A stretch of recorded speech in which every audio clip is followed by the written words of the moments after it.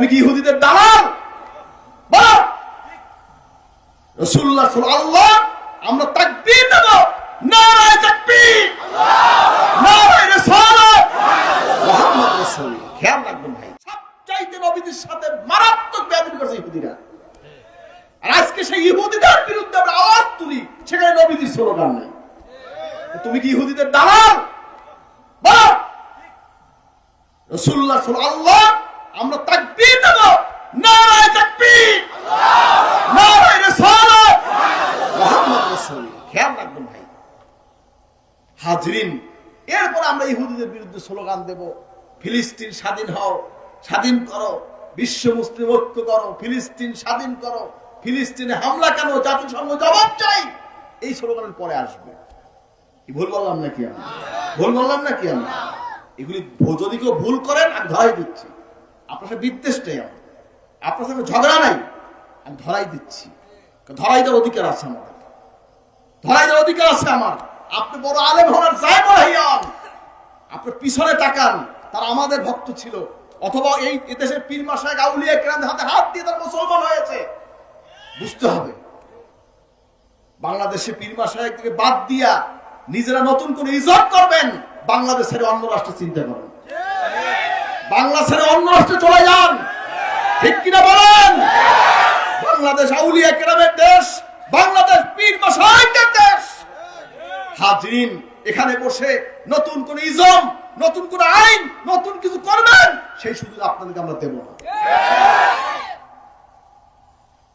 শোনেন, দিনের স্বার্থে আমার সাথে সারা জীবনের বিরোধ হইতে পারে, ইসলামের স্বার্থে, আল্লাহর স্বার্থে, নবীর স্বার্থে, কোরআনের স্বার্থে, সুন্নাহর স্বার্থে, দ্বীনের স্বার্থে আমরা এক টেবিলে বসতে রাজি আছি।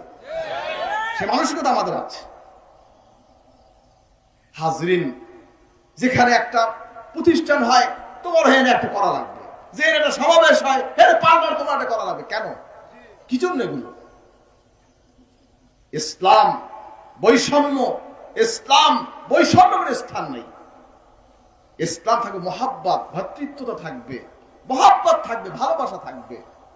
যাই হোক, আপনি আপনাদেরকে একটা কথাই আমার অনুরোধ, নবীজির আল্লাহর হাবিবকে অপমান করবেন না।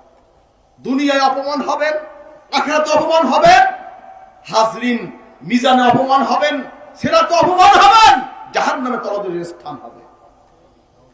হাজরিন, নবীকে অপমান করবেন না, যা করেন করেন, নবীকে অপমান করবেন না। আল্লাহ সব সহ্য করে। সারা জীবন আপনি আল্লাহর অবাধ্য ছিলেন, তওবা করেছে, আল্লাহ মাফ করে দিবে। রাসূলুল্লাহকে বেয়াদবি করছে, আল্লাহ মাফ করবে না। রাসূলুল্লাহকে বেয়াদবি করেছে, আল্লাহ মাফ করবে না। হিসাবটা মনে রাখবেন। হাজরিন, যাই হোক, রাসূল পাক সাল্লাল্লাহু আলাইহি ওয়াসাল্লামের ব্যাপারে আমাদের হিসাবটা ক্লিয়ার রাখতে হবে। এমন কোন কাজ করা যাবে না। ইহুদিরা তো আল্লাহ আছে এটা জানে না, আল্লাহ আছে এটা মানে ওরা মানে, নবীরে মানে না। সেখানেই তো, যেখানে নবীজিরে ওরা মানে না, সেইখানে তো নবীজির আওয়াজটা আল্লাহ পাককে আল্লাহ, আমরা নারায়ে তাকবীর দেব, আল্লাহু আকবার বলবো, এরপরেই থাকবে নবীজির স্লোগান। তাহলে দেখবেন ইহুদিদের মুখে চুনকালি। এই বড় বড় বিশাল প্রোগ্রাম হয়, নবীজির কোনো আওয়াজ নেই, মুসলমানের আওয়াজ আছে, নবীর আওয়াজ নেই। বাহ, কত বড় পাক্কা মুসলমান হয়ে গেছে। হাজরিন, মনে এগুলি কষ্ট লাগে, সব জিনিস মানা যায় না, সহ্য করা যায় না বাবা, সব জিনিস সহ্য করা যায় না। আল্লাহ পাক সকলকে হেদায়েত করবো, আমিন। ওই এলেমের দাম নাই, যে এলেম অর্জন করে অহংকার করে, ওই এলেমের কোনো দাম নাই। যে এলেম অর্জন করে রাসূলুল্লাহকে সম্মান করে, ওই এলেমের দাম নাই। নবীজিকে ইহতিরাম করে কথা বলবেন, আল্লাহর হাবিবকে মহব্বত করে কথা বলবেন, রাসূলুল্লাহকে মহব্বত করে। হাজরিন, কেউ জগতে ছোট হয় নাই, রাসূলুল্লাহকে ভালোবেসে জগতে কেউ ছোট হয় নাই। যত নবীকে ভালোবাসছে, যত দরুদ পড়ছে, মাকাম খালি বাড়তেই রয়েছে। একবার মাত্র দরুদ শরীফ পড়বেন, 10টা গুনাহ আল্লাহ মাফ করে দিবে, 10টা দরজা আল্লাহ বুলন্দ করবে, 10টা রহমত বর্ষণ করবে। এটা তো নবীর মহব্বতের কারণেই তো হয়েছে, ভালোবাসার কারণে তো হয়েছে এত বড় ফজিলত। সুবহানাল্লাহ। আপনার নবীকে ভালোবাসবেন, নবীর জন্য জীবনকে কোরবান করবেন। যে নবীকে ভালোবেসেছে সে আল্লাহকে ভালোবাসে। যে নবীকে পেয়েছে সে আল্লাহকে পেয়েছে। আপনি নবীকে পাইতে চান? কেডা কেডা চান? না রাখে হাজরিন ভাইরা আমার, যাই হোক এই বিষয়গুলো আমাদের খেয়াল রাখতে হবে। দিনের ব্যাপারে আমরা তাওহীদ এবং রিসালাত এর ব্যাপারে আমরা সকলেই ঐক্যবদ্ধ, এখানে কোনো ছাড় নেই। শুধু তাওহীদের কথা বলবো, রিসালাত বলবো না। এ মিয়া সাহেব, শুধু তাওহীদ মানে রিসালাত মানে না, ওর ঈমান আছে? হ্যাঁ কথা বলেন, ঈমান আছে? তাওহীদ এবং রিসালাত উভয়ের সমন্বয় হবে ঈমান। বুঝতে হবে মশলা তুমি জানো আর আমরা সব সাগর হয়েছি নাকি মিয়া সাহেব?